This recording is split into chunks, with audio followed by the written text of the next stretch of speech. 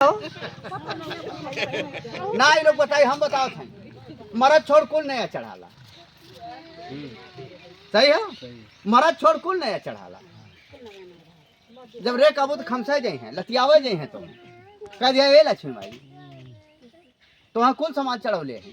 ये दो की मर्दों को चढ़ाए दे, ये दो की मर्दों को चढ़ा दे, मारे वो तो बचाएला।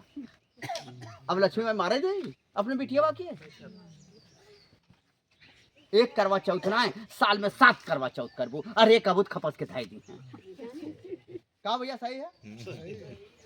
शिवा माई इतना जतन से बुक खैलू, 1 दर्जन केरा ना पूरा बाजारी केरा खिया देबू, रे कबूत खपस के थाई दी।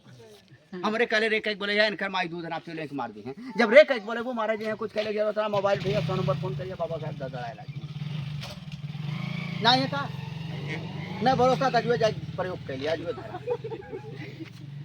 का भैया। आज है क्या बाबा साहब ने कहा था, अगर तुम मुझे जिंदा देखना चाहते हो, भारत के संविधान को जिंदा रखना। जब तक भारत का संविधान भारत में जिंदा है, डॉक्टर अम्बेडकर तुम्हारे बीच जिंदा है। जिस दिन संविधान नहीं रहेगा उस दिन डॉक्टर अम्बेडकर नहीं। बाबा साहब जिंदा है कहाँ? संविधान में। और ये संविधान हर पल रखवाली में खड़ा है। रात में परछाई साथ छोड़ देते हैं, लेकिन 24 घंटा में एक भी पल बाबा साहब हमारा साथ। अरे आंखों की रक्षा करने में पलक से चूक हो जाए, आंखें में किरोना पड़ी जाला, लेकिन हम दलितों की रक्षा करने में बाबा साहब से कहीं चूक नहीं। बाबा साहब ने कहा था, तुम्हारे हर मुसीबतों का मुकम्मल जवाब हूँ, तुम्हारे हर तकलीफों का मुकम्मल जवाब हूँ। मुझे पढ़कर तो देखो भारत का संविधान। यह संविधान हर पर रखवाली में खड़ा है, इसीलिए मैंने महिला से मोमबत्ती जलवाया। अब बाबा साहब के बिटिया होया तो शिवा माई के करवा चौथ के लात मार दिया, लतखोरे के बिटिया होया तो फिर कोट बनाई था, होली खेली है। सही है गलत भैया? हाँ, इसके बाद देखिए हम क्यों इस तरह से बैठ के पूजा करते हैं वज्रासन में। एक बार एक पट्टाचारा नाम की औरत थी, जिसका पूरा परिवार मर गया, ना पुत्र बच्चा ना पिता ना सब भाई, सब मर गए, पागल हो गए। जेकर सब मर गए पगला जाए कि ना, इस कदर पागल हो, कपड़े की भी सुध नहीं रहती थी, नंगे धड़ होकर उधर घूमती थी। घूमते घूमते वहां चली गई जहाँ ये भगवान बुद्ध अपने शिष्यों को उपदेश दे रहे थे। वहां जाती है, भगवान बुद्ध को देखकर अट्टहास करके हंसती है, हंस करके कही तू ये क्या कर रहा है। जब भगवान के कानों में सच पड़ता है, कोई महिला कह रही है तू ये क्या कर रहा है, नजर उठाकर उसकी तरफ देख रहे हैं, इसके बदन पर तो एक भी कपड़ा नहीं। भगवान ने तुरंत कहा, बहन तुम्हें क्या हुआ। जब उसके कानों में बहस पड़ता है, उसे धक्का सा लगता है। धक्का क्यों लगता है? कहा गया है, औरत औरत जिसे है दुनिया की शर्म, बस लाज ही है नारी का धर्म। कोई महिला जानती है कि मेरा भाई आ रहा है, अपने साड़ी की आंचल से सर को ढकने लगी, लेकिन आज एक ऐसी महिला खड़ी है जिसके शरीर पर एक भी कपड़ा नहीं है, सभा में उसका भाई बैठा है। बुद्ध ने बहन कहा तो भाई हो गई कि नहीं? अपने भाई के सामने लाचार बेहोश मजबूर हो गई कि मेरे बदन पर एक भी कपड़ा नहीं है, किस कपड़े से मैं अपनी इज्जत को ढकूं। जब उसे कोई रास्ता नहीं दिखाई दिया, अपने दोनों पैरों को तोड़ करके बैठ गई, हाथ जोड़ लिए। जब हाथ जोड़ ली, भगवान ने अपने शरीर के चिवर को उतारा, उस नग्न औरत की इज्जत को ढकने के लिए उसके ऊपर फेंक दिया, ताकि उसका नंगा बदन ढक जाए। एक नग्न औरत के नंगे बदन को ढकने के लिए भगवान बुद्ध ने अपने शरीर को नंगा। अठे वो भगवान रहने, अठे वो भगवान रहने मेहरारू हाथ रख कपड़ा ले कहाँ चढ़ गए ने के रहा लो। उसकी पूजा करो जो पूजा के जो। सही है। राम लक्ष्मण के पास सूप न खा गई, करना चाहती हूँ। भगवान ने कहा क्यों विवाह करना चाहती हो? उसने कही कि मैं आप जैसा तेजवान पुत्र चाहती हूँ। भगवान ने कहा इसमें कौन सी बड़ी बात है, मैं आपको माँ मान रहा हूँ और आप मुझे बेटा मान लो। तो जिन्होंने एक महिला का नाक कान काट लिया वो बड़े हैं कि जिन्हें। सही है ना? तो पूजा करो, लेकिन उसकी पूजा करो जो पूजा के जो। आज से 120 साल पहले घटना, एक प्राइमरी स्कूल था। उस प्राइमरी स्कूल में एक दिन ड्यूटी साहब ने कहा फला दिन आऊंगा मैं विद्यालय को चेक करने। अब तो नहीं आते, हम लोग पढ़ते थे बहुत आते थे। मास्टर लोग जान के ड्यूटी साहब वाला पढ़ाई तेज कर दें, लड़के से कहें नाखून कटल हो चाहिए, बाल कटल हो चाहिए, तेज लड़के क्या कि बैठा कहें साफ कपड़ा पहन के या ड्यूटी साहब कुछ सही उत्तर बताइए, गलत बताइए तो कटबो करब। भैया सही है गलत हो? सख्त हिदायत देते थे। जिस दिन ड्यूटी साहब कहे उस दिन विद्यालय में गए, विद्यालय में जाकर कक्षा में गए, कक्षा में जाके बच्चों से सवाल पूछा बेटा बताओ कौन सी चीज है जिसे हम देख सकते हैं लेकिन उसे छू नहीं सकते। जिन बच्चों को सवाल का उत्तर हाथ ऊपर कर दिए, उन्हीं बच्चों में से ड्यूटी साहब ने एक बालक को कहा बेटा खड़े हो जाओ, बताओ कौन सी चीज है। वो लड़का खड़ा हो गया। खड़े होकर के उस लड़के ने कहा सर सूरज, सूरज को हम देख सकते हैं लेकिन सूरज को छू। सवाल सही हो गया। ड्यूटी साहब ने कहा बेटा बैठ जाओ। वो लड़का बैठ गया। जो लोग हाथ ऊपर किया था उनसे कहा सब लोग हाथ नीचे कर लो। सब लोग हाथ नीचे कर लिए। उसी कक्षा से बाहर बैठा एक विद्यार्थी अपने हाथ को ऊपर उठाया था। जब ड्यूटी साहब की नजर कक्षा के बाहर गई, देख रहा है एक बालक अब भी अपने हाथ को ऊपर उठाया। उन्होंने कहा मेरे सवाल का तो उत्तर मिल गया रे, क्या हाथ ऊपर किया, हाथ नीचे कर। उस बालक ने कहा सर मेरा उत्तर नहीं। ड्यूटी साहब ने कहा तेरा क्या उत्तर है, मुझे नहीं चाहिए, तू हाथ नीचे कर। उस बालक ने फिर कहा सर मेरा उत्तर नहीं। ड्यूटी साहब को क्रोध आ गया। ड्यूटी साहब ने कहा खड़े हो और तू भी बताओ कौन सी चीज है जिसे तू देख सकता है लेकिन उसे छू नहीं सकता। वो बालक अपनी जगह पे खड़ा हो गया। खड़े होकर के उस बालक ने कहा स्कूल में जो पानी का घड़ा रखा गया था, जो पानी का मटका रखा गया था, उसे दिखा करके कहा सर पानी के उस मटके को मैं देख सकता हूँ। सर पानी के उस मटके को मैं देख सकता हूँ लेकिन उसे छू नहीं सकता। वो बालक थे बाबा साहब, वो बालक थे बाबा साहब। किसी ने कहा है दलित रूपी बगिया में ये जो फूल खिला, माई 5 मिनट और बैठा, दलित रूपी बगिया में जो फूल खिला 5 मिनट मात्र और, 5 मिनट और बैठेंगे, मात्र 5 मिनट घड़ी से देखिए। हाँ, दलितों में कोई सांसद है, कोई विधायक है, कोई मास्टर है, कोई डॉक्टर है, कोई इंजीनियर है, कोई राष्ट्रपति है। दलित रूपी बगिया में जो फूल खिला ये सब भीम रूपी माली के, ये सब भीम रूपी माली के संघर्षों का, मेहनत का नतीजा है। इस माली ने कितने संघर्ष किया। जब अंग्रेजों ने घोषणा कर दिया भारत आजाद हो जाएगा, अंग्रेजों ने घोषणा कर दिया भारत आजाद हो जाएगा, बाबा साहब ने कहा मुझे भारत की आज़ादी नहीं चाहिए। अंग्रेजों ने कहा डॉक्टर अम्बेडकर पूरा भारत परेशान है कि भारत आजाद हो जाए, आप पहले व्यक्ति हैं जो सोच रहे हैं कि भारत आजाद। बाबा साहब ने कहा भारत में एक ऐसा समाज है जिसकी संख्या लगभग 6 करोड़ है, जिसकी संख्या लगभग 6 करोड़ है, जो ब्रिटेन और फ्रांस की जनसंख्या के बराबर है, जिनके हालात जानवरों से बदतर, जिन्हें दलितों के हालात जानवरों से बदतर हैं, जिन्हें मंदिर प्रवेश करने नहीं दिया जाता है,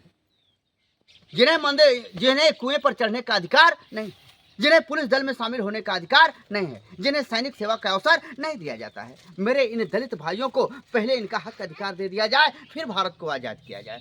वहाँ हम दलितों का सबसे बड़ा दुश्मन गांधी भी खड़ा था। गांधी ने कहा डॉक्टर अम्बेडकर पहले भारत को आज़ाद हो जाने दीजिए, फिर आपको दलितों को इनका हक अधिकार दे दिया जाएगा। बाबा साहब ने कहा दुनिया का इतिहास गवाह है, कभी मजबूत वर्ग कमजोर वर्ग को उसका हिस्सा नहीं दिया है। बाबा साहब ने कहा पहले मेरे दलितों को हक अधिकार दिया जाए, फिर भारत को आज़ाद किया जाए। बाबा साहब की बात अंग्रेजों की समझ में आ गई। अंग्रेजों ने कहा डॉक्टर अम्बेडकर ठीक कह रहे हैं, पहले इनका हक अधिकार दिया जाएगा, भारत के जितने धर्म संप्रदाय के लोग हैं इनका हक अधिकार दिया जाएगा, इसके बाद भारत की आज़ादी की घोषणा की जाएगी। 1932 में भारत के जितने धर्म, जितने जात के लोग थे, सब अपने अपने नेता को चुन करके लंदन भेज रहे थे। मुसलमानों का नेता भी गया, उन मुसलमानों का जो मुसलमान 800 साल तक दिल्ली पे राज किया था। मुसलमानों ने दिल्ली पे 800 साल राज किया, जो मुसलमान कई मामलों में हिंदुओं से भी आगे थे, नहीं थे, हैं मुसलमान आगे। ऐसे मुसलमानों का हक मांगने के लिए भी एक मुसलमान लंदन में गया, पंजाबियों का एक नेता लंदन में गया, हिंदुओं का नेता गांधी और मौलवी चुन के गया, और हम दलितों का नेता बाबा साहब को जाना था।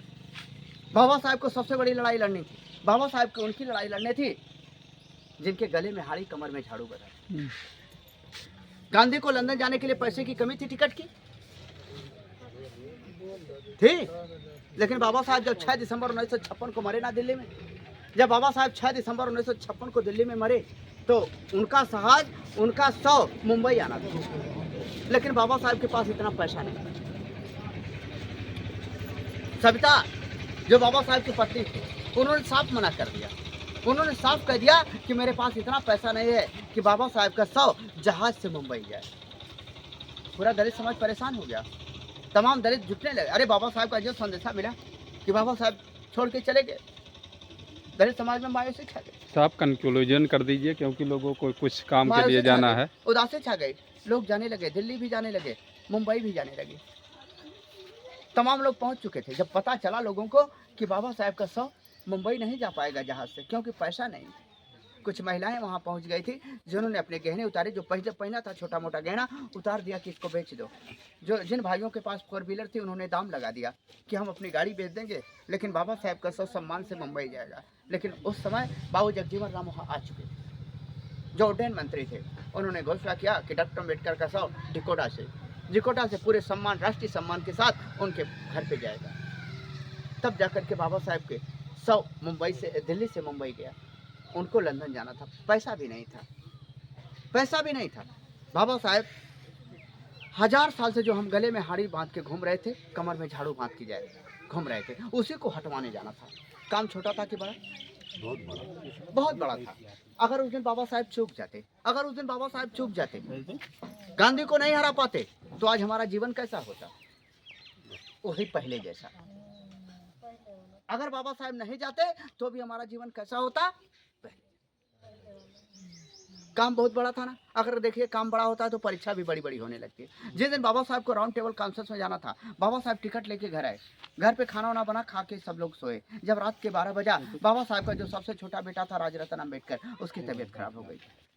जो सबसे छोटा बेटा था राजरतन अम्बेडकर, उसकी तबीयत खराब हो गई, और तबीयत हर पल बिगड़ती जा रही थी। बाबा साहेब, माता रमाबाई, उनकी पत्नी, दोनों लोग अपने बेटे को गोद में लेके, छोटे से बच्चे को गोद में लेके रात भर बैठे रह गए। जब 4 बजा, राजरतन उल्टी सांस लेने लगा। 4 बजा तो राजरतन उल्टी सांस लेने लगा। बाबा साहब का दिल धड़कने लगा। माता रमाबाई की आंख फड़कने लगी, घर में कुछ अपशगुन न हो जाए।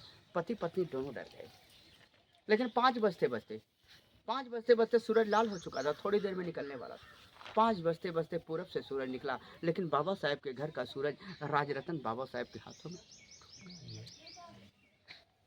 5 बजते बजते बाबा साहेब को छोड़ के, अपनी माँ को छोड़ के राजरतन बहुत दूर चला गया, जहाँ से फिर कभी वापस नहीं आया। थोड़ी ही देर में बाबा साहेब को कहाँ जाना, थोड़ी ही देर में बाबा साहेब को लंदन जाना। दूसरा बाप होता तो जाता नहीं, दूसरा बाप कोई होता तो अपने बेटे की लाश को घर में छोड़ के नहीं जाता, किसी कीमत पर नहीं जाता। लेकिन पता नहीं किस मिट्टी के बने थे, पता नहीं कुदरत ने इन्हें किस मिट्टी का ढाला था। बाबा साहब नहा धो करके कोट पैंट पहन के लंदन जाने लगे। राजरतन की लाश को लेके बाबा साहब के बड़े भाई दरवाजे पे गए। जब उन्होंने देखा कि अम्बेडकर लंदन जा रहा है, उन्होंने कहा कैसा बाप, उन्होंने कहा कैसा बाप है, दरवाजे पे बेटा मरा पड़ा है, दरवाजे पे बेटे की लाश पड़ी है, तुझे लंदन पड़ा है। बाबा साहब की पत्नी माता रमाबाई बाबा साहब के पास आई, बाबा साहब के कंधों पर सर रख करके भौ करके रो दिया। माता रमाबाई ने कहा है, जो राजरतन मर गया ना, अपनी मौत से नहीं मर गया, दवा के अभाव में मर गया। अगर रात में आप इसकी दवाई किए होते तो आज मेरा लाल जिंदा होता। उन्होंने कहा दवा तो नहीं कर पाए, जाते जाते अपने बेटे को एक कफन तो अपने हाथ से देते जाइए। जब कफन का नाम लिया ना, बाबा साहब ने पैंट में हाथ डाला, एक भी पैसा नहीं। बाबा साहब भोकर भोकर के, बाबा साहब ने कहा पगली, अगर मेरे पास कफन के पैसे होते, कहा अगर मेरे पास कफन के पैसे होते तो मैं रात में राजरतन को मरने दिया होता, रात में मैं बेटे को छोड़ देता मरने के लिए।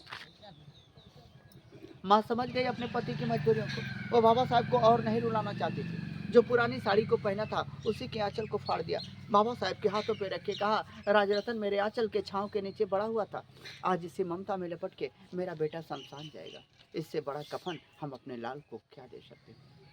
उसी माँ के आंचल को लेके बाबा साहब राजरतन की लाश की ओर बढ़े। उस दिन बाबा साहब की छाती पर क्या गुजरा होगा। 32 डिग्री किस काम की, 32 डिग्री किस काम की कि आज अपने बेटे को ही एक कफन नहीं दे पा रहे थे। उसी माँ के आंचल को ले जाके बाबा साहब राजरतन की लाश को ढक दिया, ढक करके हाथ जोड़ लिया, हाथ जोड़ करके कहा, बेटा राज, आज मैं भारत नहीं रुक सकता। उन्होंने कहा, मुझे माफ कर देना, मैं तुझे कफन के लायक नहीं हूँ।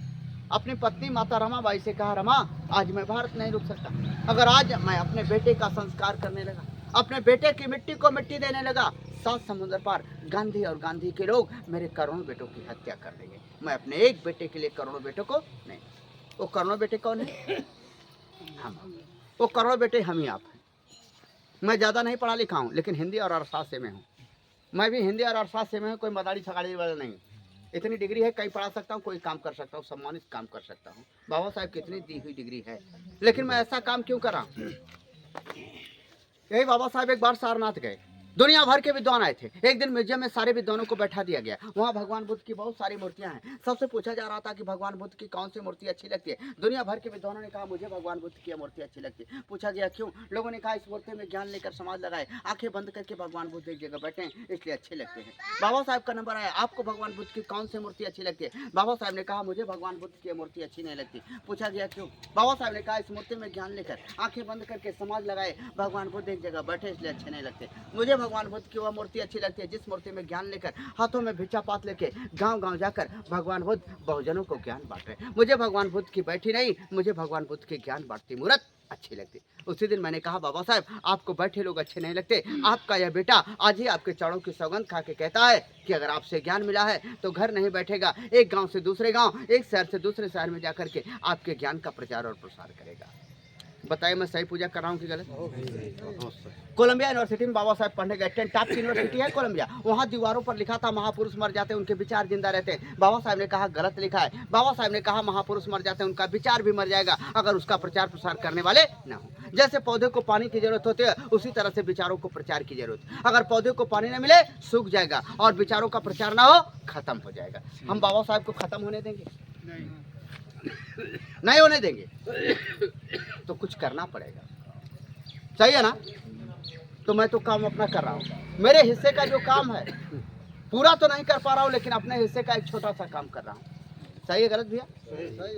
बाबा साहब के मिशन का एक छोटा सा काम, तो मैं ही बाबा साहब का रेडी नहीं हूँ, मैं ही बेटा नहीं हूँ, ये सब का हम लोग है पाली आप दे रहे हैं। हाथ चाचा सुन ला, ऐसे ना देवे के हो कि सुन लेला जाए के हो। अभी तो आप, यह मेरी परीक्षा थी, अब आपकी परीक्षा है। मैं गाड़ी से चला हूँ तो गाड़ी में तेल चाहिए, कहो साहब सही वो गड़िया ऐसे ना चली, गाड़ी तेल चाहिए, उतरवा आप देवा। हमारे पास ज्ञान, हम ज्ञान बांटते हैं। आप कमा रहे हैं, घर पे बैठे हैं, कहो एको दिन तो ना जाता हुआ, सही बात। तो उस तेल की व्यवस्था है आपको करनी है। बोला भैया सही है गलत? सही। आप कहा मदारी दिखा के भीख मांगा था, मदारी दिखा के भीख नहीं, हक है आपकी कमाई पर बाबा साहब का हक है। एक जंगल था, जंगल में आग लग गया, जंगल के सारे जानवर भाग गए। एक चिड़िया छोटी से उठी नदी में गई, चोंच में पानी लाई, आग को बुझा रही थी। बार बार जाती थी नदी में, पानी लाती थी, बुझा दी। एक बड़ा सा हाथी खड़ा होकर देख रहा, देखा, हंसा, मुस्कुराया, बोला ए चिड़िया तेरे चोंच के पानी से जंगल की आग बुझ जाएगी। चिड़िया ने कहा पता है मेरे चोंच के पानी से जंगल की आग नहीं बुझी, लेकिन जब इतिहास लिखा जाएगा मेरा नाम आग बुझाने वालों में लिखा जाएगा, तुम्हारा नाम तमाशा देखने वालों। ऐसा ना हो कि आपका नाम तमाशा देखने वालों में ले। मैं यह काम कर रहा हूँ तो आप मेरे गाड़ी में तेल की व्यवस्था करेंगे, मेरे कपड़े को साफ रखेंगे, मुझे 2 ठो रोटी देंगे, आप भी मिशन के सिपाही हो गए। सही है? अब जो भी बाबा साहब ने दिया कुछ हिस्सा ले आकर के यहाँ दे दीजिएगा। जय भीम नमो बुद्धाय।